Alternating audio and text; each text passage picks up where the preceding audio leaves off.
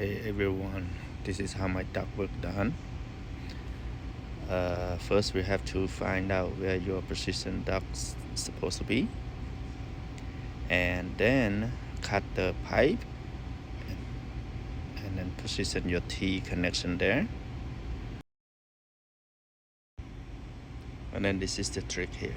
I'll show you cut the 2x4 of the thickness of your sheetrock and then mount underneath the stud and then drop the facing of the heating duct, and then you get the thickness of the height. Thanks for watching. Don't forget to like and subscribe. Thanks. Bye. Hey everyone, this is how my ductwork done. First we have to find out where your precision duct's supposed to be, and then cut the pipe and then position your T connection there. And then this is the trick here.